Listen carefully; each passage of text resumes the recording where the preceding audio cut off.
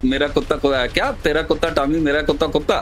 नहीं, सुनिए, तेरा कुत्ता मेरा कुत्ता कुत्ता और आपका कुत्ता टॉमी। इतनी जल्दी कैसे आपने डिटरमिन कर लिया कि ये पाकिस्तान है? फिर ये जो पहलगाम का इलाका है, ये जो लाइन ऑफ कंट्रोल है उससे कोई 400 किलोमीटर दूर है। यूनिशन थ्योरी के नजरिए के ऊपर पाकिस्तान बना, और पाकिस्तान बनने की वजह ये थी कि भाई हम जो है वो हिंदू के साथ, हिंदू मेजोरिटी के साथ मुसलमानों का गुजारा मुश्किल था। तो अमेरिका में, बरतानिया में, यूरोप में जहां पे भी टेररिज्म हो रहा है कि वो मुसलमान कर रहा है। तो मुझे शर्मा जी जरा गिनवा दें कि कौन से टेररिस्ट कितने मुसलमानों ने किए अमेरिका में, कितने बरतानिया में, कितनी दूसरी जगह के ऊपर। मुझे बताएं भूटान का क्या मसला है, मुझे बताएं चाइना का क्या मसला है। सब के सब जो है वो तंग आए पड़े हैं इस तंग सोच से। तो ये जो एक हिंदू की एक तंग सोच है कि जनाब मैं ही हूं, 25% तो मुसलमान है ना जी, बाकी 25% जो है वो नाली में रहते हैं, उनकी आप बात ही नहीं कर सकते। 50% तो आप आउट कर देना इंडिया के, उनके बच्चों को खिला रहे थे। आज मोदी जी सऊदी अरेबिया में हैं, जेडी वैस साहब ने जुमेरात को आपके पास से जाना है। तो उसके बीचों बीच ये वकुआ हो जाना, टाइमिंग बड़ी मुनासिब। पाकिस्तान के ये हक में है कि जेडी वास साहब वहां पे पहुंचे आपके पास एक सरकारी दौरे के ऊपर, और हम उस टाइम पे ये करें। हमारा तो झगड़ा आपके साथ है ना, हमारा तो किसी और के साथ झगड़ा ही नहीं। यस शर्मा जी, मैं आपको दो टोक अल्फाज में बता रहा हूं कि हिंदुस्तान के मुसलमानों की गारंटी है पाकिस्तान, इसलिए इसमें कोई शक ही नहीं होना चाहिए। ये दिलचस्प मिसाल आपने दी है कि एक गैर शादीशुदा जो है वो शादीशुदा को नहीं बता सकता, लेकिन मेरे ख्याल में गैर शादीशुदा ही शादीशुदा को ज्यादा बताते हैं। बाकी शादीशुदा तो खुद अपने मसलों में। सुने तो मेरी कि जी मेरा कुत्ता कुत्ता और आपका कुत्ता टॉमी। हाय, दिस मेरे बाहा इमरान एंड जो watching my YouTube channel. Viewers, सबसे पहले चैनल को सब्सक्राइब करें, वीडियो को लाइक करें, शेयर करें और बेल आइकॉन ऑन करना मत भूलिएगा।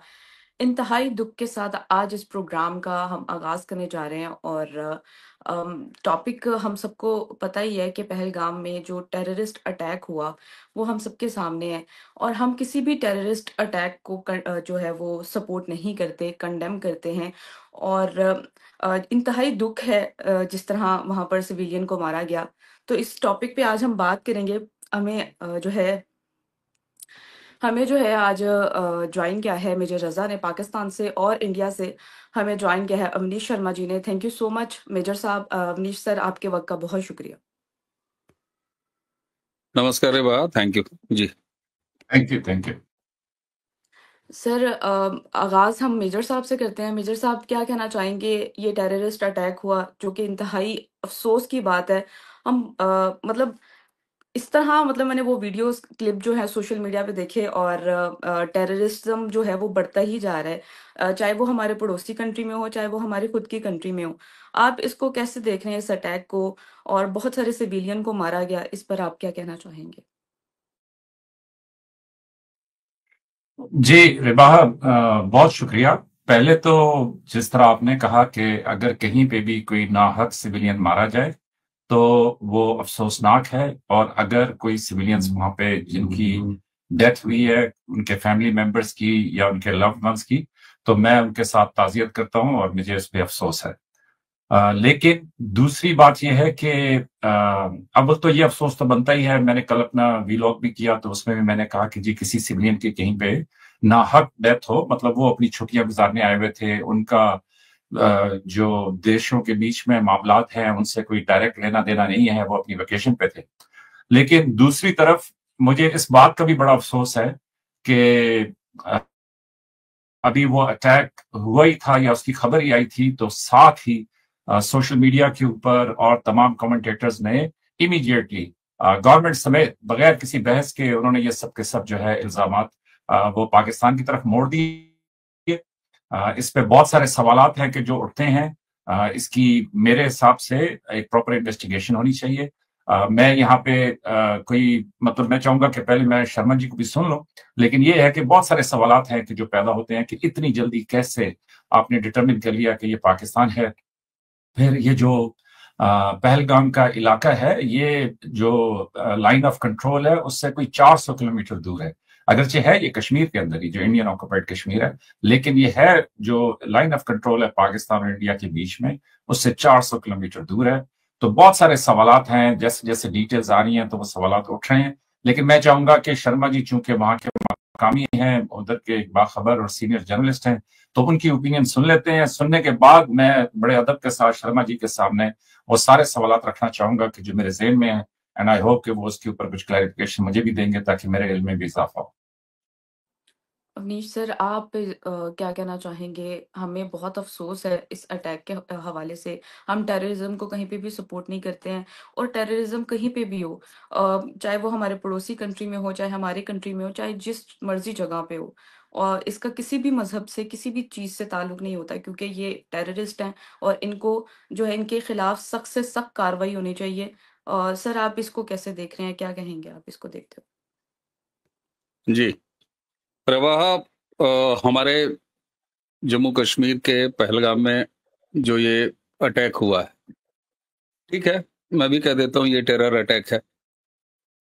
दूसरा, इसमें किसका रोल है, किसका नहीं रोल है, बिल्कुल ठीक बात है। मेजर साहब ने जो कहा कि पहले इन्वेस्टिगेट होने देते हैं, और मैं एज ए इंडियन सिटीजन अभी अपनी एजेंसीज, अपने गवर्नमेंट के ऑफिशियल और फॉर्मल स्टैंड की प्रतीक्षा करूंगा, उसका वेट करूंगा। मैं जिस सोशल मीडिया और मीडिया न जाने किस किस चीज का हवाला मेजर साहब दे रहे थे, I am not going to buy all this. मैं अपने भारत सरकार और उसके ऑफिशियल स्टैंड का वेट करूंगा, और इंडियन गवर्नमेंट ने, एजेंसीज ने इनपुट्स जरूर दिए हैं, वो इनपुट्स उस तरफ जा रहे हैं, लेकिन गवर्नमेंट ऑफ इंडिया का जब तक कोई ऑफिशियल स्टैंड नहीं आ जाता तब तक मैं इसको बाय नहीं करूंगा, पहली चीज। दूसरी चीज, पहले ये जान लेते हैं ये अटैक किस तरह का है। अभी आपने बड़ा खूबसूरत सा एक शब्द कहा कि अटैक का कोई मजहब नहीं होता। बिल्कुल ठीक बात है, अटैक का कोई मजहब होना नहीं चाहिए, लेकिन मरने वालों का मजहब क्यों पूछा गया? मैं जरा, पहलगाम में किसका रोल है? पाकिस्तान का है, फिर मेजर साहब कहेंगे नहीं है, हम कहेंगे 4 उधर से आए, 5 उधर से आए। कोई इसका इस पर मैं बाद में आऊंगा, मैं नहीं आना चाहता। वो हमारी गवर्नमेंट, हमारी एजेंसीज जो इसका जिम्मेदार होगा उसके खिलाफ जब कार्रवाई करेंगी, तब वो अपने आप पता लग जाएगा कि किसका रोल है, किसका नहीं रोल है। सवाल ये उठता है कि पहलगाम में जो कुछ भी हुआ वो क्या टेरर अटैक है? हाँ, मैं मानता हूं टेरर अटैक है। इसको क्या भारत पर हमला माना जाए? हमारे यहाँ इस तरह की आवाजें उठा रही हैं, ये मैं आपको जवाब नहीं दे रहा। ये मैं, जो भारत में बातचीत चल रही है, एक डेमोक्रेटिक कंट्री है तो यहाँ दोनों तरह की बातें चलती हैं। हाँ, ये भारत पर अटैक है। अब इसमें नयापन क्या है? नयापन ये है कि जो टूरिस्ट वहां पर थे उनसे उनका मजहब पूछा गया, उन्हें कलमा पढ़ने को कहा गया, ताकि ये पहचान हो सके कि ये मुस्लिम है या नॉन मुस्लिम है। ये अटैक पहलगाम में एक दूसरा नेचर दिखाता है। और तब मुझे याद आ जाती है आपके आर्मी चीफ मिस्टर मुनीर का, अभी कुछ दिन पहले जब वो नॉन रेजिडेंट पाकिस्तानीज के बीच में बात कर रहे थे, तो उन्होंने जिन्ना की वही थ्योरी एक बार फिर से बांची, 2 नेशन थ्योरी। उन्होंने कहा कि हिंदू और मुस्लिम ये 2 अलग अलग कौमें हैं, और आपको बताना पड़ेगा कि एक दूसरे के साथ को एग्जिस्टेंस जैसी कोई चीज नहीं हो सकती। मैं ये सोच रहा था उस दौरान जब ये आसिफ मुनीर ने कहा था, तो मेरे जहन में एक बात आ रही थी कि यार 1947 में ये यहीं थे जहां जिन्ना था, और ये आज का पाकिस्तान और उसका आर्मी चीफ भी वहीं खड़ा है कि हिंदू और मुस्लिम एक साथ नहीं रह सकते। भाई, आप किसके साथ बात कर रहे थे? या तो आसिफ मुनीर ये कह रहे थे कि पाकिस्तान में जो कुछ भी बचे हैं हिंदू, उनके साथ आप नहीं रह सकते, मिटा दो, खत्म कर दो। या फिर किसके साथ आप कह रहे थे? आपका हिंदुस्तान के हिंदुओं से क्या वास्ता, या पाकिस्तान के अलावा जितने भी हिंदू इस पूरी दुनिया में रहते हैं उनसे क्या वास्ता? कोई वास्ता नहीं। लेकिन आसिफ मुनीर का ये कहना, और उस कहने के कुछ दिनों बाद पहलगाम में जब अटैक होता है, तो पहली बार कश्मीर के स्पॉन्सर्ड टेररिज्म के हिस्ट्री में पहला मौका जब नाम पूछ के, इससे पहले 90s में कश्मीरी ब्राह्मण्स के साथ जो हुआ वो वहां के लोकल्स ने किया, लोकल्स शामिल थे, वो पहचान करा रहे थे, तो उसमें पूछने की कोई बात नहीं थी। लेकिन पहलगाम में जहां पूरे इंडिया के टूरिस्ट हों, वहां नाम पूछना, पहचान आइडेंटिफाई करना और ये इंश्योर करना कि हिंदू ही हैं और फिर गोलियां मारना, ये जरा एक अलग मामला है। और ये अलग मामला है इसलिए मैं जरा पाकिस्तान और पाकिस्तान स्पॉन्सर्ड, पाकिस्तान ने कराया, पाकिस्तान ने या कर दिया, मैं इस पर नहीं आ रहा हूं, क्योंकि हमारे लिए ये बड़ी चीज और बड़ी बात और पहला जो हमारा ध्यान जाएगा वो इस पर जाएगा। ये हमारे लिए एक बड़ी चीज है कि कश्मीर में इस अटैक में नाम पूछा गया है, आइडेंटिफाई किया गया और हिंदुओं को कत्ल किया गया है। 27 हिंदू हैं, 28वां एक बंदा जो लोकल भी मरा है वो मुस्लिम है। लेकिन सवाल ये उठता है कि क्या ये केवल कश्मीर की समस्या है? आप इसे कश्मीर तक ही रखना चाहेंगे, मुझे पता है, लेकिन नहीं। मुझे लगता है कि पाकिस्तानी पैनलिस्टों को खुश होना चाहिए, कम से कम संतोष होना चाहिए, खुश तो नहीं, संतोष तो जरूर होना चाहिए कि मैं इस टेररिज्म को, जो कुछ भी टेररिज्म है, मैं इसको इस्लामिक टेररिज्म कह रहा हूं। और ये इस्लामिक टेररिज्म इसलिए है कि इसने आइडेंटिफाई किया है हिंदुओं को और तब मारा है। इसलिए ये केवल टेरर अटैक नहीं है, एक इस्लामिक टेरर अटैक है, पहली चीज। दूसरी चीज, अगर ये भारत पर हमला है तो जी हां, बिल्कुल भारत पर हमला है, क्योंकि भारत अपनी तबीयत से, अपने मूल रूप से, अपने कॉन्सेप्ट से, अपनी तबीयत से, अपने कल्चर से एक हिंदू स्टेट है। कागज पर लिखने की इसकी आवश्यकता नहीं, इसकी जरूरत नहीं है। इसलिए अगर ये भारत पर अटैक है तभी यह हिंदुओं पर अटैक है, और अगर हिंदुओं पर अटैक है तो ये भारत पर अटैक है, पहली चीज। अब आप कहेंगे कि साहब आप अपने मुसलमानों को शक की निगाह से देख रहे हैं। जी हां, समस्या है। हिंदुस्तान में अगर 30 करोड़ आबादी है, 35 करोड़ आबादी है, तो वो समस्या है। उनमें से ज्यादातर कट्टरपंथी सोच के लोग हैं, इसलिए वो समस्या है। भारत संभवतः अभी ये ऑफिशियली नहीं डिक्लेयर्ड है कि हम सबसे ज्यादा मुस्लिम नंबर्स रखते हैं या इंडोनेशिया रखता है, चलिए ये बात अलग हटा देते हैं, लेकिन सबसे बड़ी आबादी रखता है, टॉप में से है। तो बट नेचुरल है कि ये समस्या है हमारे यहाँ। मैं आइडेंटिफाई कर रहा हूं आपको, मैं अभी किसी पाकिस्तान का नाम नहीं लूंगा, आपकी कंट्री का नाम नहीं लूंगा, हम पहले अपने अंदर की बीमारी पर बात करेंगे। जी हाँ, ये समस्या है, ये प्रॉब्लम है, लेकिन क्या ये प्रॉब्लम सिर्फ इंडिया की है, मुसलमानों की? क्या इस्लामिक टेररिज्म केवल इंडिया की प्रॉब्लम है?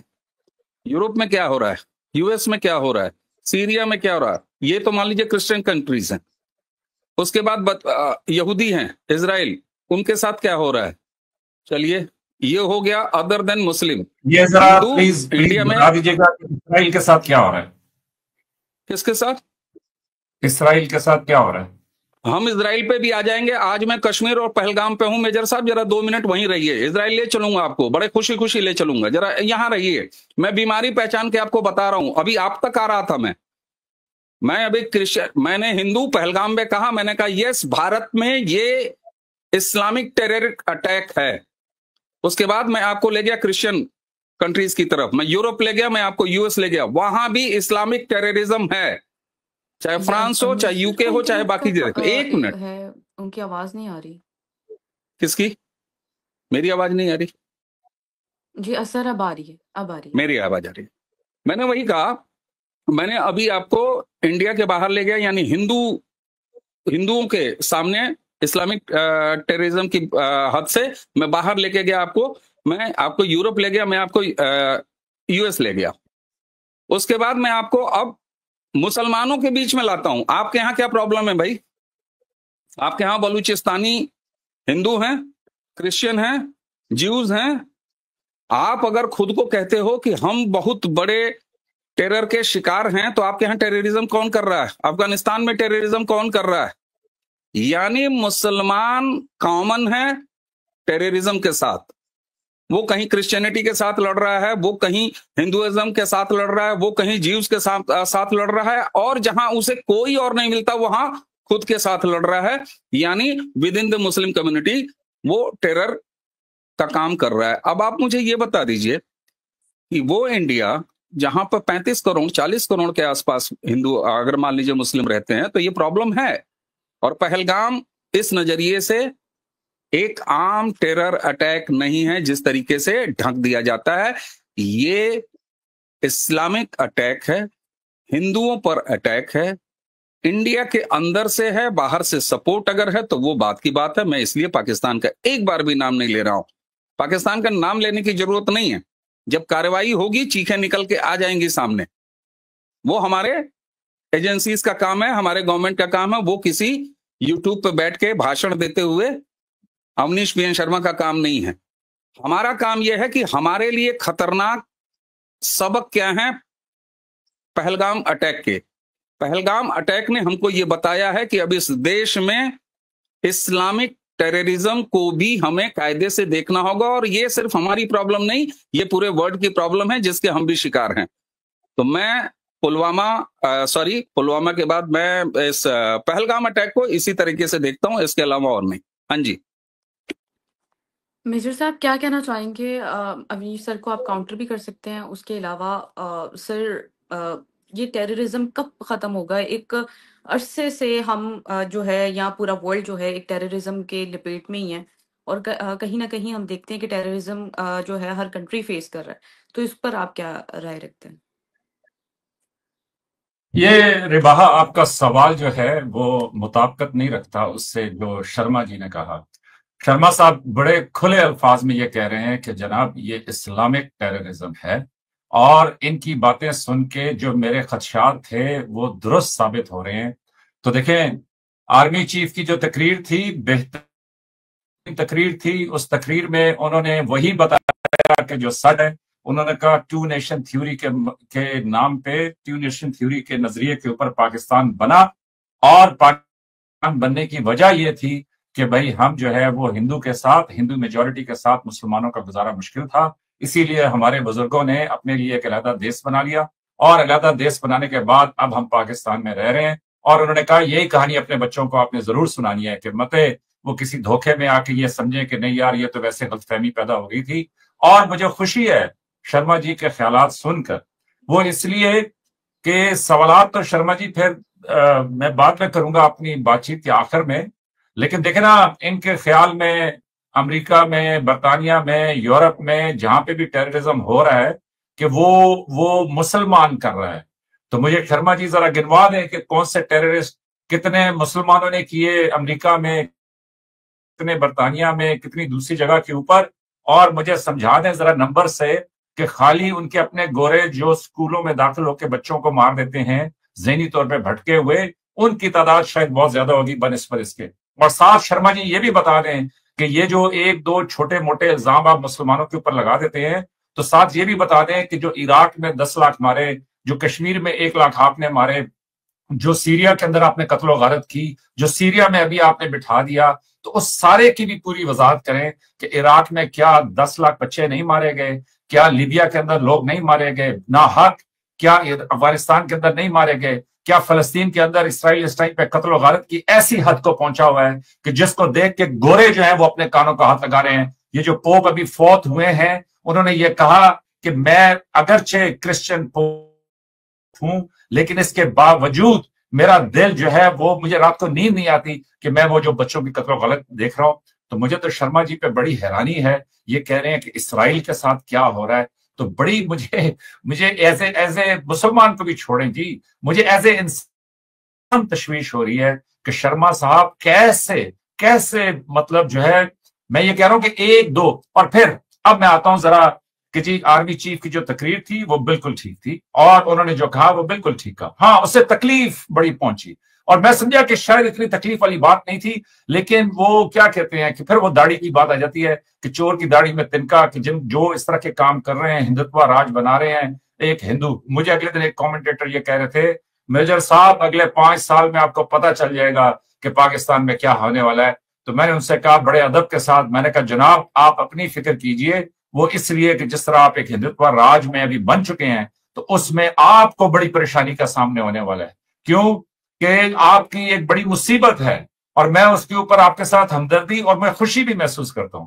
मुसीबत आपकी ये है कि आपके पास जो मुसलमान वहां पे मौजूद हैं, वो मुसलमान, आपने तो शर्मा जी फिर भी मेहरबानी की कि 25 करोड़ कह दिया, 30 करोड़ कह दिया, वरना आपकी किताबें तो 15% कहती हैं।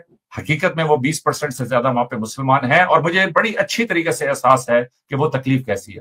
तो रिबाहा अभी जरा देख ले इंडिया का नक्शा, और उसमें मुझे बता दें कि इंडिया के हमसाए में जितने भी मुल्क हैं, चाहे वो छोटे हैं चाहे वो बड़े हैं, पाकिस्तान तो अजली बुरा था ना। मुझे बताएं बांग्लादेश को क्या तकलीफ है, मुझे बताएं म्यांमार को क्या तकलीफ है, मुझे बताएं नेपाल को क्या तकलीफ है, मुझे बताएं भूटान का क्या मसला है, मुझे बताएं चाइना का क्या मसला है। सब के सब जो है वो तंग आए पड़े हैं इस तंग सोच से, कि ये जो एक हिंदू की एक तंग सोच है कि जनाब मैं ही हूं, और अपनी सोसाइटी का, कहेंगे कि मेजर साहब आप उधर चले जाते हैं, लेकिन अपनी सोसाइटी का हाल यह है कि ऐसी दर्जा बंदियां हैं कि 25% तो मुसलमान है ना जी, बाकी 25% जो है वो नाली में रहते हैं, उनकी आप बात ही नहीं कर सकते। 50% तो आप आउट कर देना इंडिया के अंदर।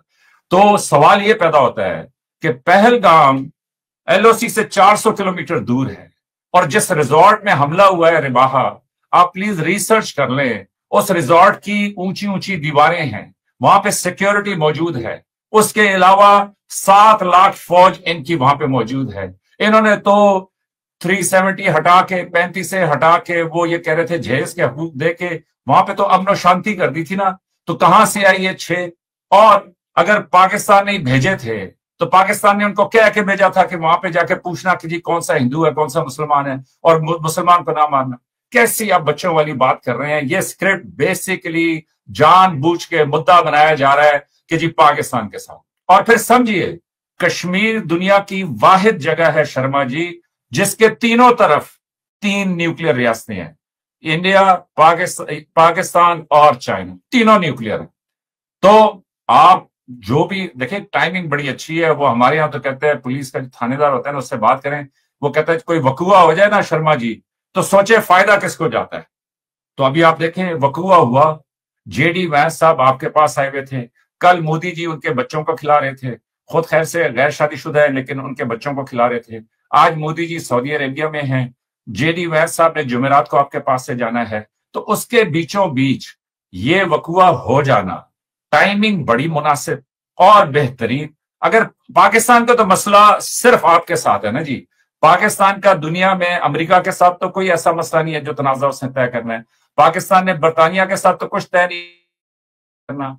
तो मुझे ये बताएं कि जेडी वांस साहब जब पाकिस्तान के ये हक में है कि जेडी वांस साहब वहां पे पहुंचे आपके पास एक सरकारी दौरे के ऊपर, और हम उस टाइम पे ये करें। हमारा तो झगड़ा आपके साथ है ना, हमारा तो किसी और के साथ झगड़ा ही नहीं।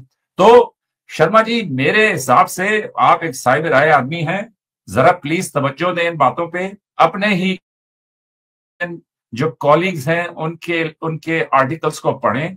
वो कह रहे हैं कि ये हैरतनाक है कि 400 किलोमीटर दूर 7-7 फुट ऊंची दीवारों वाले रिजॉर्ट के अंदर, जहां पे सिक्योरिटी गेट भी मौजूद हैं, जहां पे सिक्योरिटी फोर्सेस भी मौजूद हैं, वहां पे कहां से ये 2 या 4 लौंडे आ गए और उन्होंने आके ये सारा कुछ किया। और फिर जिस तरह की तस्वीरें, मुझे तो नहीं मालूम कि रिबाहा ने कौन सी तस्वीरें देखी कि जिसने इनके दिल पे चोट लगाई, लेकिन ये भी रिबाहा ध्यान रखिएगा कि इंडिया में ये भी बड़ा रिवाज आम है कि अगली पिछली जोड़ जाड़ के ऐसी वीडियो बना देते हैं कि फिर समझ ही नहीं आती कि ये वीडियो कहां से।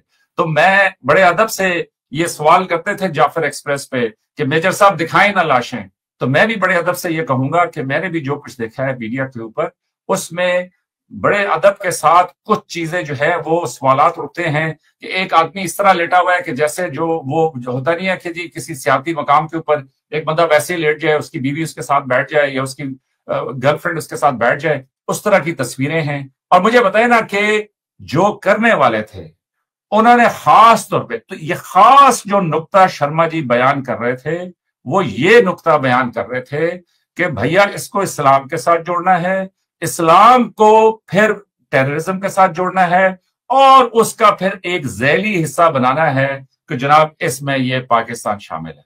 तो बुनियादी नुक्ता जो है, जो ग्लोबल अभी चल रही है, वो ये चल रही है कि भैया मुसलमानों को टेररिस्ट, मुसलमानों को वो, दिन भी किसी को कह रहा था कि मुसलमानों की पूरी तारीख पढ़ लें, अगरचे मैं सारे मुसलमानों का नुमाइंदा नहीं हूं, लेकिन मुसलमानों की पूरी तारीख पढ़ लें।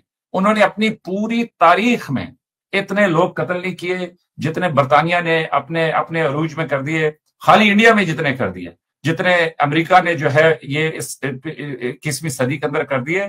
तो इसलिए मुसलमान इंतहाई अमन पसंद, मुसलमान इंतहाई अकोमोडेटिव और मुसलमान इंतहाई खुले दिल के लोग हैं। मुसलमानों ने सैकड़ों साल हिंदुस्तान पे हुकूमत की, लेकिन यहां पे उन्होंने मजहब को नहीं बदला। जो लोग थे सीरिया में हुकूमत की, वहां पे भी उन्होंने सबको रहने दिया। हाँ, ये बीच में कुछ वाकयात हैं कि जिसमें किसी मंदिर की जगह किसी ने मस्जिद बना दी, किसी मस्जिद की जगह अभी मंदिर बन गया। ये सिविलाइजेशंस में, इंसानी तारीख में ये सब कुछ होता रहता है। लेकिन मेरी रिबाहा सवाल मेरे जो है वो ये हैं कि मुझे शर्मा जी, ठीक है इस्लामिक टेररिज्म इसको कहें कि जी वो इन्होंने मिस्टर मुनीर कहा, लेकिन वो जनरल मुनीर हैं। जनरल आसिम मुनीर की जो तकरीर थी वो ठीक है, उन्होंने एक तकरीर की, वो कोई ऐसी नई तकरीर नहीं थी कि जो आप कहें कि जी खास इंडिया पर डायरेक्टेड थी। अब तो ये भी कह रहे हैं कि जनरल आसिम मुनीर ने अपनी स्पीच में इशारा दिया कि जनाब ये करना है, और वो इशारे वाले भी जो है वो तकरीर का इंतजार कर रहे थे कि उनको और कोई चीज नहीं चाहिए थी। तो इसलिए इतनी भोली, इतनी सादा स्टोरी इसको ना बनाए। मेरे हिसाब से ये एक फॉल्स, इसको इन्वेस्टिगेट होना चाहिए, और मेरे ख्याल में रिबाहा जब इन्वेस्टिगेशन सामने आएंगी तो फिर आपको पता चलेगा कि इसमें, और अभी भी इसमें बहुत झोल है कि जगह जो है वो एक प्रोटेक्टेड जगह थी। Number 2, peak of the season tourist spot था। नंबर 3 कि वहां पे सिक्योरिटी फोर्सेस इतनी मौजूद हैं।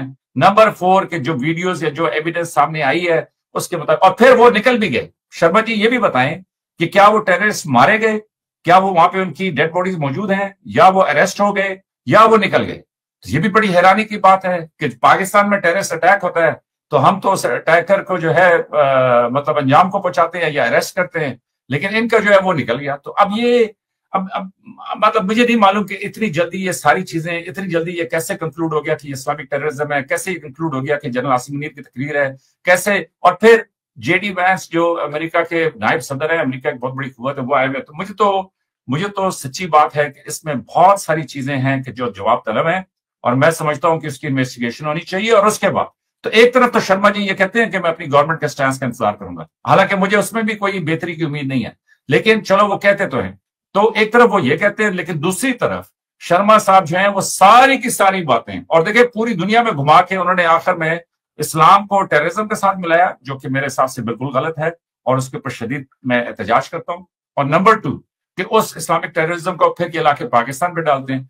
अरे भाई, पाकिस्तान का तो सिर्फ आपके साथ मसला है ना, तो पाकिस्तान ये टाइमिंग और ये सारे सिनेरियो में ना कोई बात बनती नहीं है कि पाकिस्तान की ये इसमें कोई वो है कार्रवाई। अवनीश सर, मेरा आपसे सवाल है। एक यहाँ पर पाकिस्तान जो है खुद जो है वो एक टेररिज्म का शिकार है, यानी कि टेररिज्म से इफेक्टेड है, और दूसरी जानिब हम हमेशा से देखते हैं कि भारत हमें ये कहता है कि पाकिस्तान जो है टेररिज्म को स्पॉन्सर करता है। तो जब पाकिस्तान ही खुद इससे इफेक्टेड है तो कैसे जो है वो टेररिज्म फैला सकते हैं? इस पर आप क्या कहेंगे? और अब मेजर साहब की बातों को भी, उन्होंने भी काफी सवालात आपसे किए, इस पर आप क्या राय रखते हैं? बिल्कुल।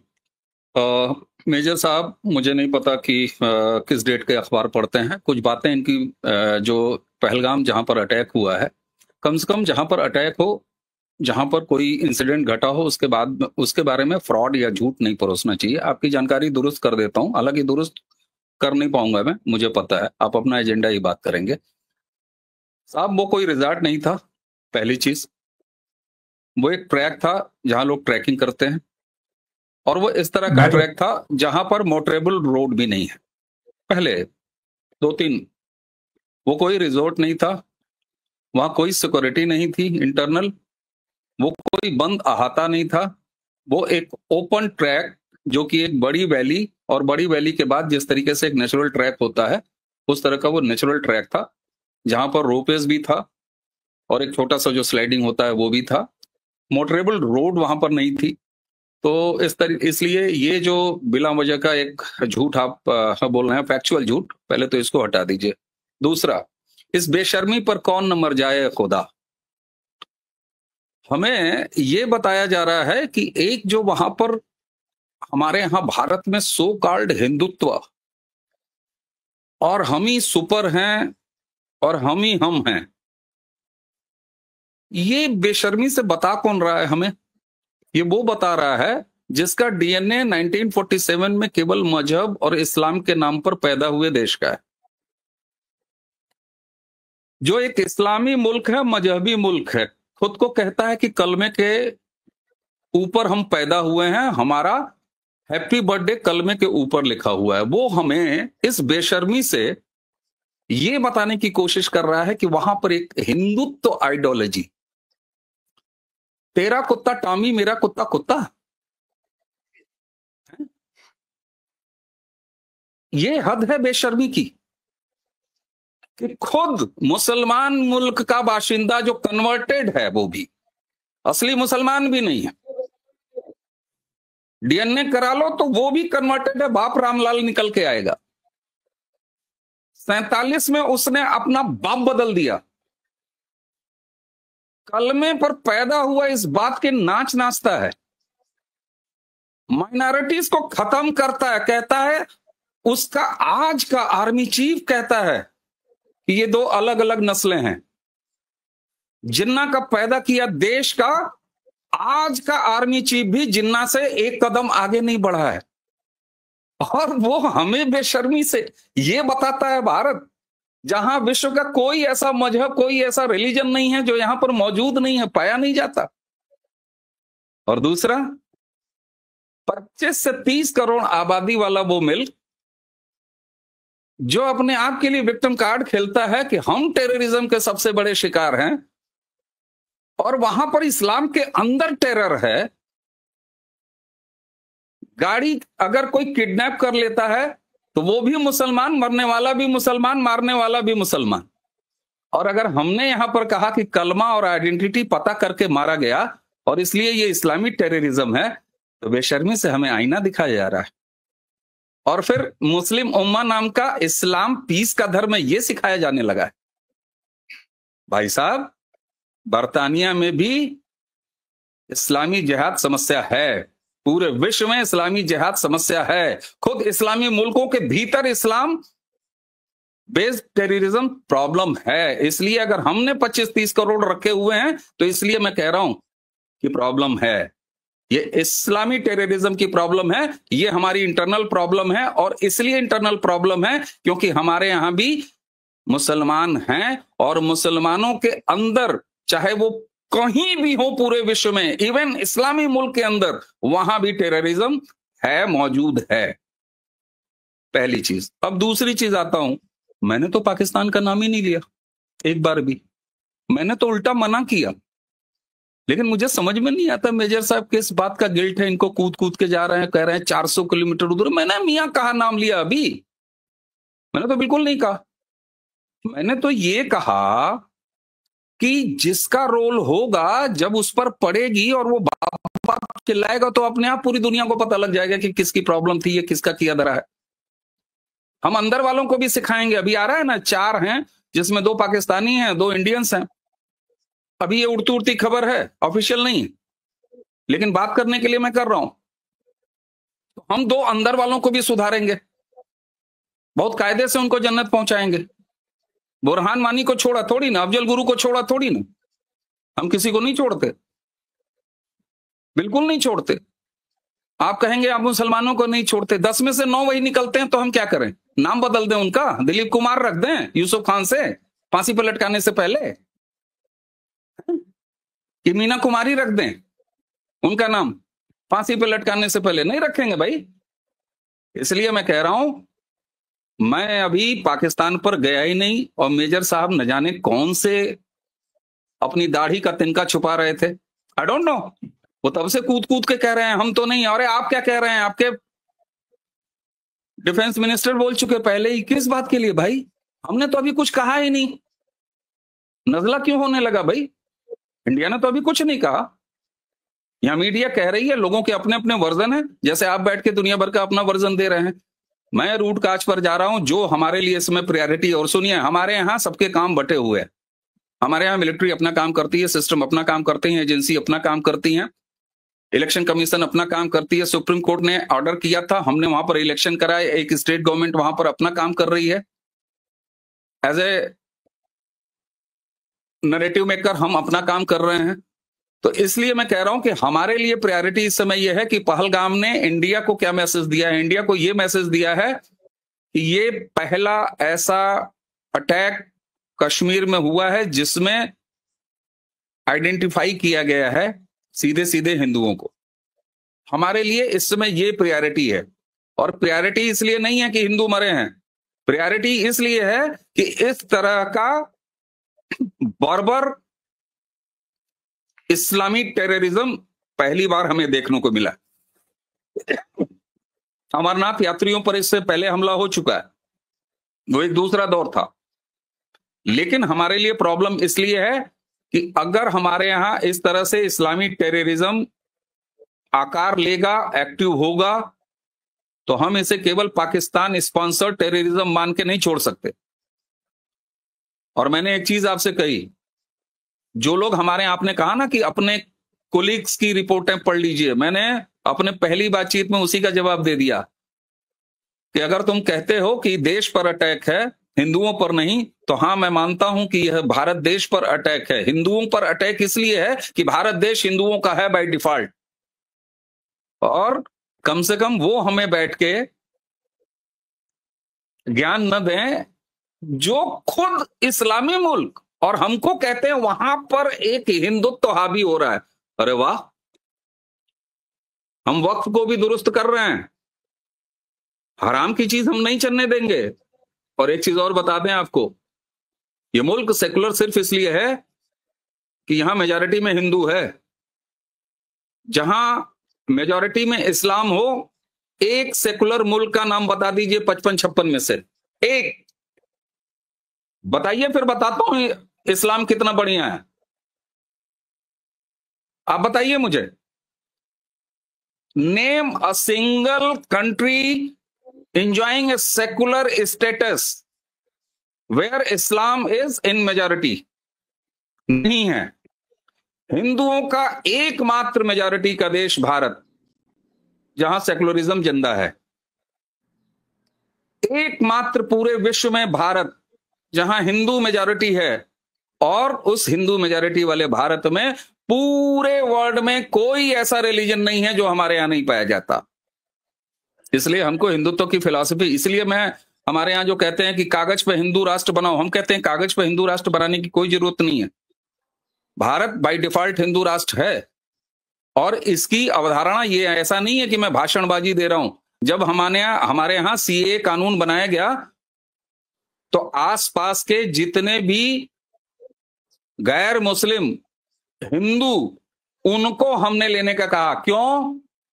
तभी मेरी बात प्रूव होती है कि हमारी संसद ने भी ये माना कि इंडिया बाय डिफॉल्ट हिंदुओं का देश है, हिंदू देश है, इसलिए भारत पर हमला है। हिंदू पर हमला, भारत पर हमला है। और रही बात आप कि साहब 20 करोड़ 25 करोड़ मुसलमानों को आपने आतंकवादी कह दिया, जी हां, एक भी अगर होगा तो जब तक वो खत्म नहीं होगा तब तक आतंकवादी है। और हमने इसमें मजहब नहीं देखा है, कभी भी नहीं देखेंगे।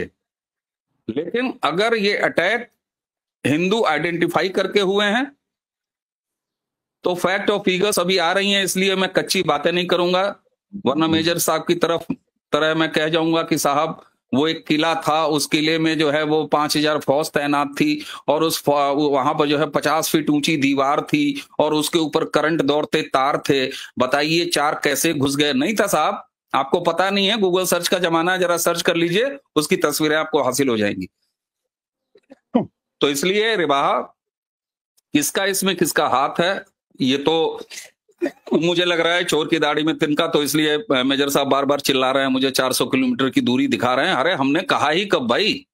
वो तो जब थप्पड़ पड़ेगा तो उधर से चिल्लाना जिधर से आएगा, जिस मोहल्ले से, उस मोहल्ले में पता लग जाएगा भाई चोर किस मोहल्ले का। जिस मोहल्ले में पुलिस पहुंचेगी, है तौबा होगा, वहां पता लग जाएगा। सवाल हमारे लिए बड़ा ये है कि ये पहला ऐसा अटैक है जो साफ तौर पर इस्लामी टेररिज्म को दिखाता है, इस तरीके से मास मर्डर जिसमें हिंदुओं का मर्डर किया गया।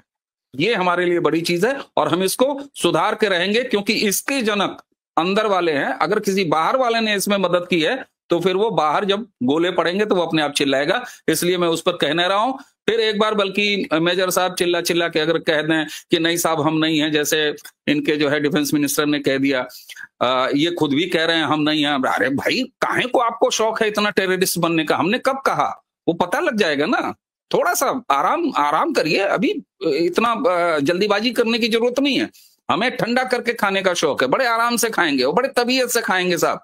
जितना हमने दुख झेला है इसका 10 गुना खाएंगे, निश्चित खाएंगे साहब, बिल्कुल खाएंगे। और बाहर वाले भी हैं अगर, तो बाहर वालों को खाएंगे, अंदर वालों को भी खाएंगे, कायदे से खाएंगे साहब, सुधार के रहेंगे। वक्त से लेके एक एक चीज सुधार के रहेंगे, बिल्कुल सुधार के रहेंगे। भारत में अगर रहना है तो भारत भारत कहना है, और भारत की तबीयत को बिगाड़ना किसी की बिसात नहीं है, किसी की औकात नहीं है। और कम से कम हिंदुत्व और आइडियोलॉजी के बारे में वो हमें ना बताएं जिनके अपने खाने में केवल और केवल दाल है। वो दूसरों को मत बताएं कि अगला जो है चावल और दाल दोनों खा रहा है। ठीक है मेजर साहब, एंड पर क्या फाइनल रिमार्क्स देना चाहेंगे? और सर को भी आप काउंटर कर सकते हैं। अच्छा, आज जो है ना बड़ी अच्छी गुफ्तगू हुई और मुझे बड़ी खुशी है। अगरचे मुझे थोड़ा सा है कि शायद शर्मा जी उर्दू के अल्फाज में थोड़ा चुनाव मुश्किल था उनके लिए, इसलिए उन्होंने बेशरम का और इस तरह का लफ्ज इस्तेमाल किया। लेकिन बहरहाल मैं एक बात, उन्होंने कहा कि जी 56 मुल्कों में, अगरचे मैं कोई सेकुलर का इतना हामी नहीं हूं कि अगर आप कॉन्स्टिट्यूशन में लिख दें कि आप सेकुलर हैं, लेकिन हकीकत में आपसे बड़ा फाशिस्ट कोई नहीं है, तो फिर मेरे हिसाब से वो सेकुलर लिखना भी बेफायदा है। मेरे हिसाब से अगर कोई इस्लाम लिखता है तो वो भी ठीक है। लेकिन 56 देशों में हिंदुस्तान के एक मुसलमान को बचा लीजिए मेजर साहब, प्लीज, हाथ जोड़ के। ठीक है, अगर भारत, एक मिनट, भारत अगर सेकुलर नहीं है, एक एक मुसलमान को जो गलती से 1947 में इधर छूट गए थे आपके, उनको वापस ले जाइए प्लीज। प्लीज आइए ना, एक डेलीगेशन लेके आइए, ले जाइए, जहाज बाबर के ले जाइए साहब, बाघा बॉर्डर तोड़िए। यस शर्मा जी, मैं आपको 2 टोक अल्फाज में बता रहा हूं कि हिंदुस्तान के मुसलमानों की गारंटी है पाकिस्तान, इसलिए इसमें कोई शक ही नहीं होना चाहिए। वो इसलिए गारंटी मत दीजिए, गारंटी मत दीजिए, गोदाम भरिए, गारंटी मत दीजिए, गोदाम भरिए। मैं कह रहा हूं शर्मा जी, मैं ये कह रहा हूं कि आपने अपनी बात कर ली, मैं उसके जवाब में आपको अपनी सोच बता रहा हूं। और ना सिर्फ ये कि हिंदुस्तान के मुसलमानों की गारंटी है पाकिस्तान, मेरे ख्याल में कि हिंदुस्तान के हिंदुओं के लिए भी स्टेबिलिटी फैक्टर है पाकिस्तान। वो इसलिए कि हिंदुस्तान के इर्द गिर्द जितने भी आप कंट्रीज देख लें तो उसमें आपको पता चल जाएगा कि अगर पाकिस्तान ना हो तो ये किधर से किधर बात चली जाती। लेकिन एनीवेज, इन्होंने एक सवाल बड़ा अच्छा किया। इन्होंने कहा कोई एक देश बता दें कि जो मुसलमान 56 मुल्कों में जो सेकुलर हो। तो सुन लीजिए, तुर्की सेकुलर है, वो अपने आप को सेकुलर कहते हैं, बहुत बड़ा मुल्क है। इसी तरीके से अजरबैजान, अल्बानिया, काजाकिस्तान, उसके बाद इंडोनेशिया। तो काफी सारे मुल्क ऐसे हैं कि जो कहते हैं कि जी रिलीजन सेपरेट है और स्टेट सेपरेट है। तो ये कोई ऐसी अनहोनी बात नहीं है शर्मा जी। लेकिन ये जो हिंदुत्व राज का प्रोपेगेंडा है और उसमें साबित करना है कि हर मुसलमान दहशतगर्द है, उसके लिए जो मसाला और जो पेट्रोल चाहिए वो तब ही वो आग बनेगी जब आप कहेंगे कि 56 में से 56। तो अल्लाह का बड़ा शुक्र है कि मैं यहां बैठा हुआ हूं और मैंने आपको अभी खुले दिल से बता दिया कि एक नहीं कई इस्लामी मुल्क ऐसे हैं, और उसमें बड़े बड़े इस्लामी मुल्क, तुर्की बहुत बड़ा इस्लामी मुल्क है, इंडोनेशिया बहुत बड़ा इस्लामी मुल्क है कि जो अपने आप को आईनी तौर पे सेकुलर कहते हैं। अगरचे मैं जाती तौर पर ये समझता हूं, यार मतलब आप चेक कर लीजिए, आपके नाम के आगे मेजर लगा हुआ है तो मुझे थोड़ा सा अजीब लगता है बार बार टोकना। नहीं, मैं ये कहता हूं कि मैं भी चेक कर लूंगा, आप भी चेक कर लीजिए। लेकिन मेरी जो अपनी समझ है उसके मुताबिक ये जो मुल्क हैं, इन्होंने अपने कॉन्स्टिट्यूशन में स्टेट और रिलीजन को जो है सेपरेटली डिफाइन किया। अब आ जाते हैं इसके ऊपर कि आपने कहा कि जी जब तक, और ये बड़ा अच्छा आपने बोला कि जब तक एक भी दहशतगर्दी करेगा तो रिबाहा आप समझ लें कि तमाम मुसलमानों की वहां पे कमबख्ती आएगी। और देखें आज इन्होंने दिल की बात कर दी कि वक्फ बोर्ड की हराम की कमाई, और ये देखें यही टारगेट ही ये था। दिल की बात नहीं, कागज पर हमारी पार्लियामेंट ने कहा है। हेलो, ये दिल की बात नहीं है, एक यूट्यूबर बैठ के यहाँ नहीं कह रहा है, ये हमारी पार्लियामेंट ने कहा है कि हराम की जमीन नहीं लेने देंगे, वक्फ बाय यूजर जहां चद्दर पीली हरी उड़ा के नहीं लेने देंगे, ये पार्लियामेंट ने कहा है भाई, दिल की बात नहीं है। ठीक है, उसी पार्लियामेंट नहीं, ठीक है, उसी पार्लियामेंट ने वक्फ बोर्ड को ये तमाम हकूक भी दिए थे शर्मा जी, जिस पार्लियामेंट से आज आप, लेकिन सुने ना, ये मैंने तो वक्फ बोर्ड को ये हकूक नहीं दिलवाए थे ना, ये वक्फ बोर्ड को हकूक देने वाली कांग्रेस की हुकूमत थी ना, या मैंने ये दिए थे हकूक? दूसरी हमारी हकूक छीन लिया, हमारी ने दिया, हम ही ने छीन लिया। आपको कोई प्रॉब्लम? यस, बिल्कुल, मुझे कोई प्रॉब्लम नहीं।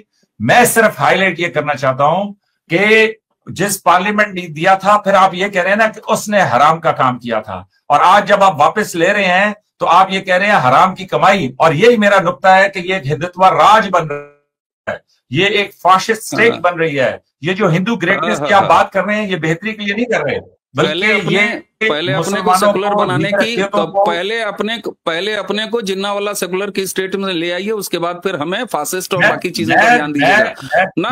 जंगल सड़क पर चलने वाले एक्सप्रेस हाईवे को आईना नहीं दिखा सकते ना, बिल्कुल नहीं, बिल्कुल नहीं। ये आपका विषय नहीं है, आप नहीं बता सकते। जैसे एक कमारा शादीशुदा को कोई सलाह नहीं दे सकता, इसी तरह से आप खुद एक मजहबी मुल्क हैं, वहां के बाशिंदे हैं। आप हिंदुस्तान के बारे में हिंदुत्व दैट का पाठ नहीं पढ़ा सकते ना, बिल्कुल नहीं। ठीक है, लेकिन मेरे ख्याल में ये दिलचस्प मिसाल आपने दी है कि एक गैर शादीशुदा जो है वो शादीशुदा को नहीं बता सकता, लेकिन मेरे ख्याल में गैर शादीशुदा ही शादीशुदा को ज्यादा बताते हैं। बाकी शादीशुदा तो खुद अपने मसलों में सुने तो मेरी बात भी तो सुन लेना कि शादीशुदा बाकी खुद अपने इतने मसलों में फंसे होते हैं कि वो तो मशवरा देने के काबिल ही नहीं रहते। तो एनीवेज, ये तो आपने एक लाइट बात की, लेकिन मैं जो कहना चाहता हूं वो ये कि देखिए मिजाज, अब हकीकत ये है कि इनके भी प्रोग्रेसिव जो हिंदू कमेंटेटर्स हैं वो खुद इस ख्याल का इजहार करते हैं कि अब हिंदुस्तान जो है वो सेकुलर नहीं रहा, हिंदुस्तान जो है बहुत ज्यादा राइट के ऊपर चला गया है, और हिंदुस्तान में ये जो पे दर पे मोदी साहब की हुकूमत आई है जो खुद सेकुलर नहीं है। मैं आपको समझ में नहीं आती। अरे मुझे समझ में नहीं आती, जो भाषा आपको आती नहीं, जो लैंग्वेज आपको आती नहीं, जिसका अलिफ तलिफ बे नहीं आपने पढ़ाया, वो आप कहाँ जबरदस्ती वो किताब हाथ लगा रहे हो भाई? आप कैसे बात कर लेते हो? नहीं बात। ये जो शर्मा जी, आप थोड़ा सा ये समझने की कोशिश कीजिए कि अगर आपकी रिबाहा से बात हो गई है तो सारा पाकिस्तान रिबाहा की तरह नहीं है। हर जात के, हर फिक्र के, हर सोच की, मतलब यहाँ पे वो जिस तरह आप हिंदी में कहते हैं महिलाएं हैं, इसी तरह लड़कियां हैं। मेजर रजा की अपनी सोच है, बहुत सारे और लोगों की अपनी सोच है, लेकिन ये जो आप मेरा गला घोंटने की कोशिश कर रहे हैं कि रजा साहब तुम सेकुलरिज्म पे बात नहीं कर सकते, नहीं, तो मेरे हिसाब से एज ए फर्द, अरे बाप छोड़िए साहब, बेटा भी नहीं बन सकता, नुमाइंदे के तौर पर बात नहीं कर बहुत बड़ा रहा। मैं एक इंसान के तौर पे, एक कमेंटेटर के तौर पर बात करने का हक रखता हूँ ना। तो मेरी जो कमेंट्री है वो ये है कि मैं जैसे पाकिस्तानी हमको नहीं बता सकता, जैसे मैं सारा कुछ देखता हूं, सेकुलर ही हमको मत पढ़ाइए। ये है रिबाहा फाशिज्म। ना ये कोई पाकिस्तानी हमको नहीं बता सकता। ये सिलेबस में नहीं है, ये सिलेबस में नहीं है, ये आपका टॉपिक नहीं है, ये आपका सब्जेक्ट नहीं है। आप नहीं जानते इस रेसिपी के बारे में, आप नहीं जानते। एक पाकिस्तानी बाशिंदा सेकुलर रेसिपी नहीं जानता, उसे नहीं पता है, वो नमक की जगह चीनी डाल देगा, हलवे की जगह बुरादा बन जाएगा। इसलिए कम से कम एक पाकिस्तानी को सेकुलर स्टेट के बारे में शर्मा जी, ये जो सिंप्लीफाइड डेफिनेशन होती है कि भाई सारे पाकिस्तानी बुरे, सारे के सारे मुसलमान बुरे, सारे के सारे टेररिस्ट, और जब तक एक भी टेररिस्ट हुआ मैं वक्फ बोर्ड को भी खा जाऊंगा, मैं 370 को भी खा जाऊंगा, मैं जो है मुसलमानों के हकूक, उनकी कॉन्स्टिट्यूएंसी, सब चीजों को खा जाऊंगा। ये है वो फाशिस्ट सोच कि जिसकी वजह से मैं ये कहता हूं कि ये हिंदुत्व राज बन रहा है, और इसी वजह से मैं ये समझता हूं। और उन्होंने साथ ये भी कहा कि जनाब देखें, ये भारत जो है वो हिंदुओं का देश है। तो एक तरफ तो इतना बड़ा लेक्चर कि टेररिज्म को इस्लाम से जोड़े, और दूसरी तरफ अपनी बारी आए और फिर उन्होंने एक बड़ा जबरदस्त मुहावरा भी बोला था कि जी मेरा कुत्ता कुत्ता और आपका कुत्ता टॉमी हाय। तो उन्होंने ये कहा, तो ये देखो ना, यहाँ पर ये भी होता है ना कि मुसलमान तो हो गया टेररिस्ट, लेकिन हिंदुस्तान जो है वो हिंदुओं का देश है। ठीक है, बात सुन रहे आप? सुने तो अरे नहीं, वो लाइनें पूरी कर देना, बड़ा अच्छा, मतलब मेरा कुत्ता क्या, तेरा कुत्ता टॉमी, मेरा कुत्ता कुत्ता। नहीं, मेरा कुत्ता कुत्ता और आपका कुत्ता टॉमी। टॉमी, अब इसका सुनिए अगला लाइन, हम बने रहे सेकुलर और तेरा मुल्क इस्लामी, और उसके बाद तुम हमें ही समझाओगे, फिर हमें ही समझाना शुरू कर दोगे। अरे भाई कैसे होता है? मैंने इस लिहाज से कहा था, मैंने इस लिहाज से ये जुमला दोहराया था कि भाई आप कलमे के नाम पर हैप्पी बर्थडे मनाएं और हमको कहें कि तू सेकुलर बना रहे, कटता रहे। क्यों कटता रहे भाई, क्यों कटता रहे? बिल्कुल नहीं कटा। और इसीलिए हमारे यहाँ नैरेटिव चल रहा है, वो जो आप कहते हैं ना कि अपोजिशन, हालांकि मैं कभी इस तबीयत का नहीं हूं, अपनी अपोजिशन को इस तरीके से इंटरनेशनल या किसी दूसरे फोरम पर मैं जाके तनकीद नहीं करता, लेकिन सस्ते हर जगह मौजूद होते हैं, सस्ते आपके यहाँ भी हैं। आपने कहा कि अपने कलीग्स, ये बड़ा अच्छा, ये आपने बड़ा अच्छा ये डायलॉग बोला है, ये हाँ, मैं आपकी इजाजत से इस्तेमाल करूंगा अपने मामले में कुछ। हाँ, तो बहुत सारे सस्ते इधर भी हैं, ऐसी बात नहीं है, लेकिन सवाल ये उठता है कि मैंने आपसे कहा ना, अब जरा सा सीरियस आ जाते हैं, मैं ब्लेम गेम हम लोग को भी, मेजर साहब आपके साथ में खेलता भी नहीं। मैंने जब ये कहा ना, आप थोड़ी सी, आप आज मेरी तबीयत आपको अजीब सी लग रही होगी, मेरे अल्फाज भी आपको थोड़े कड़े लग रहे होंगे। रीजन ये कि ये हमारे लिए एक अलार्मिंग सिचुएशन है कि इस तरीके से हिंदुओं का नाम पूछ पूछ के आइडेंटिफाई कर करके मारा गया है। इतनी बड़ी आबादी है, हमारे यहाँ अटैक्स होते रहते हैं, हमारे यहाँ नक्सलाइट अटैक भी होते हैं। भाई ये प्रॉब्लम है, कहीं भी है, कहीं भी आप देख लो भाई, पूरे वर्ल्ड में कोई भी देश है चल रहा है, ऊंचा नीचा चलता है। सवाल ये होता है कि इसीलिए मैंने, इसमें पाकिस्तान का रोल है, इसमें मेजर साहब आपका रोल है, मैंने ये चैप्टर ही छोड़ दिया, इस बात को कंक्लूड कर दिया सिर्फ इतने में कि जब हमारे गवर्नमेंट का ऑफिशियल स्टैंड आएगा तब मैं इस पे बात कर लूंगा। एक हिंदुस्तानी होने के नाते मेरी सबसे बड़ी चिंता यह है कि ये पहला ऐसा इंसिडेंट है जिसमें आइडेंटिफाई करके हिंदुओं का नाम पूछ पूछ के उनको मारा गया, उनको किनारे किया गया, उनको अलग कर दिया है। ये हमारे लिए अलार्मिंग सिचुएशन है, और इसमें मैं आपकी अगर कभी कोई रोल निकल के आया तो उसको केवल और केवल एक बैकअप मानूंगा। मैं ईमानदारी से कह रहा हूं, मैं आपको इसमें दोष नहीं दूंगा। मैं वो जो लोकल सपोर्टर्स हैं जिन्होंने फैसिलिटेट किया है, वो जो यहां पर शामिल हैं, वो जहनियत जो उनको सपोर्ट करती है, वो लाखों नंबर्स जो बुरहान वानी के पीछे जाती है उसके जनाजे में, वो जो हमारे यहाँ पार्लियामेंट पे अटैक करने वाले के पीछे खड़ी होती है, हमें उसका इलाज करना है। और उसके इलाज तब तक करेंगे जब तक आखिरी आदमी ऐसा बचा रहेगा खुरापाती। इसलिए हमारे लिए ये लेसन मिला है, हम इसीलिए आपकी तरफ देख ही नहीं रहे भाई, आपको मैं जाने दीजिए ना। मैं शर्मा जी आपकी बात, नहीं ठीक है, मैं इस पे तो आपके साथ हमदर्दी रखता हूं कि जाहिर है कि आपको दुख है, गुस्सा है, गम है, लेकिन शर्मा जी मैं आपको ये जरूर कहूंगा कि ये भी समझिए कि ये जो अनहोने वाकया होते हैं, इनके होने के पीछे माकूल वजूहात होती हैं, और इसीलिए मैं आपकी तवज्जो इस जानिब दिला रहा हूं कि हजूर देखिए, इसको पढ़िए, इसको पनपिए। आप जैसे समझदार लोगों को देखना चाहिए कि भाई ये मुद्दा शुरू कहां से हुआ, इसका फायदा किसको होता है, क्यों ये किया गया, ये सारी चीजें आप देखें। वो इसलिए कि मेरी अपनी नजर में जो, जिस तरह आपने कहा ना सस्ते, इसी तरीके से मैं ये कहूंगा हॉक्स कहते हैं उनको, शिद्दत पसंद होते हैं जो चाहते हैं कि एक नैरेटिव तेज से तेज तर होता जाए, तो वो उधर भी हैं, इधर भी हैं, वो सारे। तो मैं ये कहूंगा कि आप इसकी डिटेल्स को जरूर देखें।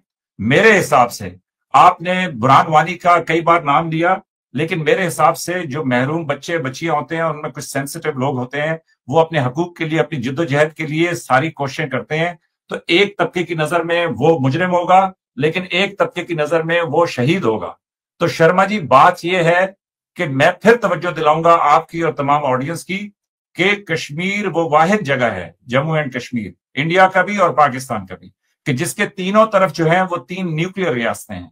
तो ऐसे में आप ये देखें कि कितना नाजुक मामला है, और इस अकल से बाला है साहब। 370 35 कैपिटल ए हटाया तब भी थे तीनों एटमी। नहीं वो ठीक है, नहीं तो 70 ये पता नहीं क्यों, मतलब समझ में नहीं आता। बात आटे की होनी चाहिए, बात बार बार एटम बम की निकल के चली आती है। हम तो कभी नाम ही नहीं लिए। मैं तो सिर्फ ये कह रहा हूँ कि ये जो वाकया है, लास्ट में एक जुमला, मुझे कहीं जाना भी है मेजर साहब, एक जुमला सुनाओ, एक जुमला। हमारे यहाँ देहातों में कहा जाता है, हमारे यहाँ पता है कि जिसको तुम लोगों के यहाँ 800 एक गाड़ी है, हमारे यहाँ मारुति एक गाड़ी होती है ना, मारुति सुजुकी, तो उसकी 800 आपके यहाँ क्या कही जाती है? महाराज या महराज कुछ ऐसे कही जाती है ना, मेहरान। मेहरान। तो वो जो मेहरान है ना, वो इंडिया में 800 मारुति ने उसको इन्वेंट किया था सुजुकी के साथ। फिर सुजुकी उधर ले जाके इंडिया से लाइसेंस लेके सुजुकी वाया जापान आपके यहाँ बेचती है। तो एक चीज कही जाती है कि जो महंगे लोग होते हैं ना, वो सस्ते लोगों का अपोजिट मेजर साहब, जो महंगे लोग होते हैं, तो वो अगर उनसे आप पूछिए और कैसे आए, बोले गाड़ी से आए। अच्छा, जो थोड़े से और अच्छे और महंगे लोग होते हैं वो कहते हैं कैसे आए? बाय रोड आया हूं। सस्ते जानते हैं कैसे बोलते हैं? कैसे आए हो? मरान से आया। हमारे यहाँ कहते हैं मारुति से आया। ऐसे समझ रहे हैं आप? तो यही चीज यहां भी लागू होती है साहब। सवाल ये होता है कि प्रायोरिटीज किसकी क्या है। इसीलिए मैं अभी भी कहूंगा, लास्ट बात कहूंगा, हमारे लिए अलार्मिंग सिचुएशन पहलगाम से दूसरा आया है। इसलिए मेरा फोकस इस पे है ही नहीं है मिटा दो पाकिस्तान को, जला दो पाकिस्तान को, भून दो पाकिस्तान को। मैं वो लाइनें नहीं रिपीट कर रहा हूं, क्योंकि ये इस्लामी टेरर का मामला है और इसके बीमार हमारे यहां ज्यादा हैं, ये भी हमें पता है। और हमें पता है कि वो नंबर इतना बड़ा है, उसमें से छांटना भी हमारे लिए बहुत बड़ा काम है। हमारे सामने ये टास्क है, क्योंकि हमें दुरुस्त करना है, हमें अपीजमेंट नहीं करना है किसी का। जो गलत होता है टांग देते हैं। लेकिन बहरहाल मैं इससे एग्री नहीं करता कि मजहब को टेररिज्म से जोड़ा जा सकता है। मेरे हिसाब से ये किसी का अपना मकसद है और ये एक सोचा समझा मंसूबा है। Thank you so much major साहब, thank you so much Awanish sir. और प्रोग्राम के एंड में मैं यही कहना चाहूँगी कि हम किसी भी टेररिज्म को सपोर्ट नहीं करते। जो हुआ उस पर हमें बहुत ज़्यादा अफसोस है, हम उसे कंडेम करते हैं। इस तरह के वाक़यात नहीं होने चाहिए, ये जो टेरर अटैक है। और मैं यही कहूँगी कि इसके खिलाफ सख्त से सख्त कार्रवाई की जाए, ताकि जो टेररिस्ट हैं उनको सजा दी जाए और नेक्स्ट टाइम किसी की इस तरह की जो एक्शन है करने की हिम्मत ना हो। Thank you so much Awanish sir और मेजर साहब। और व्यूअर्स, आपका भी बहुत शुक्रिया कि आपने हमारे इस सेगमेंट को एंड तक ज्वाइन रखा। Thank you so much.